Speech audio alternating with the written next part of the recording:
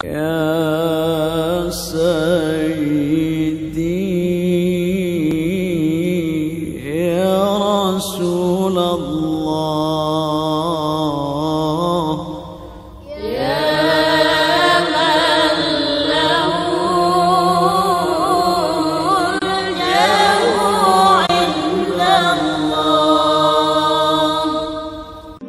Jadi nikah mut'ah itu adalah satu kemudahan bagi orang-orang Syiah untuk menyalurkan nafsu mereka kepada lawan jenisnya.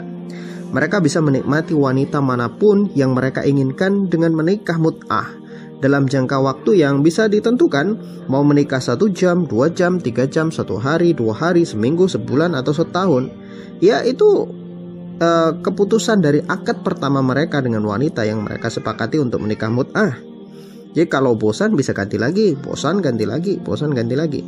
Ya itu bisa mudah itu bagi orang-orang Syiah untuk diajarkan seperti itu. Jadi kalau mau jujur, kebanyakan orang Syiah itu mereka mau mengikuti Syiah karena ajaran nikah mut'ah ini.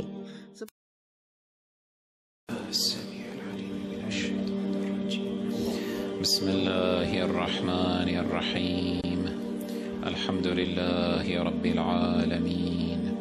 الرحمن الرحيم مالك يوم الدين إياك نعبد وإياك نستعين اهدنا الصراط المستقيم صراط الذين أنعمت عليهم غير المغضوب عليهم ولا الضالين. Bagi orang-orang yang tidak mengenal siapa itu Syiah, mereka akan berpikir bahwa Syiah itu sama dengan Islam pada umumnya. Orang menilai bahwa Syiah dan Sunni itu seperti NU dan Muhammadiyah. Padahal tidak seperti itu. NU dan Muhammadiyah adalah organisasi Islam yang masih berjalan di atas 2 rel, yaitu Al-Quran dan Al-Hadis. Sedangkan Syiah, mereka lebih tepat jika dikatakan sebagai benalu yang berbahaya. Hidup dengan memakai nama Islam, tapi berperilaku layaknya orang-orang kafir yang tidak beriman kepada Al-Quran dan Al-Hadis. Sebagai contoh, rukun iman di dalam Islam dan rukun iman di dalam Syiah itu sangat jauh berbeda. Dari apa yang diajarkan oleh Rasulullah SAW, bahwa Rasulullah mengajarkan rukun iman itu ada 6. Bagaimana di dalam hadis sahih tentang Jibril ketika Jibril bertanya kepada Rasulullah SAW, apa itu iman? Jibril berkata, "Fa'akhbirni 'anil iman." Qala, "An tu'mina billahi wa malaikatihi wa kutubihi wa rusulihi wal yaumil akhir wa tu'mina bil qadri khairihi wa syarrihi." Jibril berkata, "Beritahu aku apa itu iman?" Tanya Jibril. Rasulullah SAW menjawab, "Iman yaitu engkau beriman kepada Allah, malaikat-malaikatnya, kitab-kitabnya, rasul-rasulnya, serta hari akhir, dan engkau beriman dengan takdir baik dan takdir buruknya." Sedangkan bagi kaum Syiah, rukun iman itu cuma ada 5, seperti yang dikatakan oleh Imam Besar Syiah, Usuluddin khamsah, at-tauhid, wal-adl, wal-nubuwah, wal-imamah, wal-ma'ad. Usul agama, pokok agama itu ada 5, yaitu tauhid, keadilan, nubuwah, kenabian, imamah, dan al-ma'ad, yaitu hari kiamat. Jadi jelas sekali perbedaan usul, pokok agama orang Syiah dan orang Islam yang sesuai dengan ajaran Rasulullah SAW. Perbedaan pokok agama tidak mungkin bisa disebut sebagai sesuatu yang sama. Perbedaan pokok itu adalah sesuatu yang pasti berbeda. Jadi Islam dan Syiah adalah 2 perkara yang benar-benar berbeda. Meskipun kulitnya sama, tetapi isinya berbeda. Demikian pula dengan rukun Islam. Bagi orang-orang Syiah dan Islam, itu jelas-jelas punya rukun Islam yang berbeda. Bagi Islam, rukun Islam itu ada 5, sebagaimana hadis Rasulullah SAW.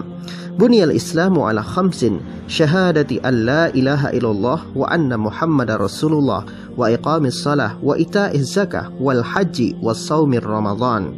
Rasulullah bersabda, Islam dibangun atas 5 perkara: syahadat bahwa tiada ilah selain Allah, dan bahwa Muhammad adalah utusan Allah, mengerjakan salat, membayar zakat, berhaji, dan berpuasa di bulan Ramadan. Sedangkan di dalam Syiah, rukun agama menurut mereka itu ada 5. Tetapi yang pertama bukan syahadat. Bahkan syahadat itu tidak penting bagi mereka orang-orang Syiah. Sebagaimana dikatakan oleh imam besar mereka, Bunyal Islamu ala khamsin, ala sholati, waz zakati, was saumi, wal haji, wal wilayati. Syiah itu dibangun di atas 5 perkara: sholat, zakat, puasa, haji, dan al-wilayah. Menurut Syiah, al-wilayah atau kepemimpinan adalah satu hal yang pokok dalam masalah agama yang wajib ada. Bahkan di antara rukun-rukun agama yang lain, kepemimpinan adalah hal yang paling utama. Ini tentu sangat berseberangan dengan apa yang diyakini oleh umat Islam.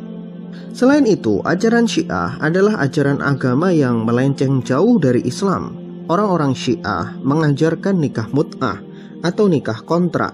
Bagi orang Syiah, perkara nikah itu seperti perkara makan.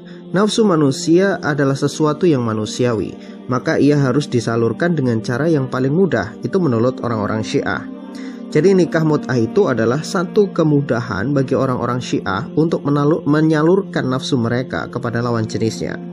Mereka bisa menikmati wanita manapun yang mereka inginkan dengan menikah mut'ah dalam jangka waktu yang bisa ditentukan, mau menikah 1 jam, 2 jam, 3 jam, 1 hari, 2 hari, seminggu, sebulan, atau setahun. Ya itu keputusan dari akad pertama mereka dengan wanita yang mereka sepakati untuk menikah mut'ah. Jadi kalau bosan bisa ganti lagi, bosan ganti lagi, bosan ganti lagi. Ya itu bisa mudah itu bagi orang-orang Syiah untuk diajarkan seperti itu. Jadi kalau mau jujur, kebanyakan orang Syiah itu mereka mau mengikuti Syiah karena ajaran nikah mut'ah ini. Sebab nikah mut'ah adalah pernikahan yang sungguh menyenangkan bagi orang-orang bernafsu kambing. Ya asal Anda punya uang, Anda bisa menikah mut'ah dengan wanita Syiah paling cantik, paling bahenol, ya paling menarik dari mereka semua. Dan Anda bisa menikah dengan mereka ya sesuai dengan waktu yang Anda sukai. Ya mau sebulan boleh, seminggu boleh, 1 jam juga boleh. Bahkan saking mudahnya dalam menikah mut'ah ini, ulama-ulama Syiah mereka membolehkan menikah Syiah dengan 100 wanita sekalipun dengan akad mut'ah. Ingat ya, akad mut'ah. Karena bagi orang Syiah, nikah mut'ah itu bukanlah pernikahan yang dibatasi hanya 4 istri saja. Karena di dalam Al-Quran kan jelas dikatakan istri itu maksimal 4. Tetapi menurut orang Syiah, nikah mut'ah itu berbeda dengan nikah yang disebutkan di dalam Al-Quran. Jadi nikah mut'ah tidak dibatasi dengan 4 istri. Jadi nikah mut'ah itu sesuatu yang lain. Karena aturan nikah mut'ah tidak ada batasan, maka banyak wanita-wanita Syiah yang membuka jasa-jasa nikah mut'ah di Iran. Dan itu juga yang biasa ditawarkan kepada wisatawan-wisatawan dan tamu dari luar Syiah, supaya mereka tertarik dengan ajaran Syiah dan menjadi orang Syiah. Maka kami tegaskan ajaran nikah mut'ah ini adalah pelacuran berkedok agama. Karena di dalam syariatnya, dalam syariat Syiah, nikah mut'ah bahkan boleh dilakukan tanpa saksi, tanpa wali, dan boleh hanya dengan sekali hubungan badan. Setelah itu mereka bukan suami istri lagi sesuai dengan kesepakatan. Karena pada dasarnya nikah mut'ah itu dibangun di atas prinsip sama-sama senang, sama-sama puas, sama-sama diuntungkan. Si laki-laki dapat kepuasan, si wanita dapat mahar uang. Maka apakah pantas perilaku seperti ini disebut sebagai pernikahan? Tidak sama sekali. Perilaku ini lebih pantas disebut sebagai pelacuran. Bagi kita umat Islam, perilaku seperti ini adalah perilaku yang sangat menjijikkan karena tidak ada bedanya dengan pelacuran. Tapi bagi orang-orang Syiah, nikah mut'ah itu punya pahala yang sangat besar, dan inilah yang dijanjikan oleh ulama-ulama besar Syiah. Di fatwa-fatwa mereka memberikan pahala yang luar biasa. Orang-orang Syiah itu menggembar-gemborkan bahwa nikah mut'ah itu mempunyai pahala yang sangat besar. Sebagai contoh, ini di dalam kitab mereka sendiri disebutkan begini, bahwa nikah mut'ah itu dilakukan kalau itu mengharapkan ridho Allah dan tidak menyelisihi wanita itu.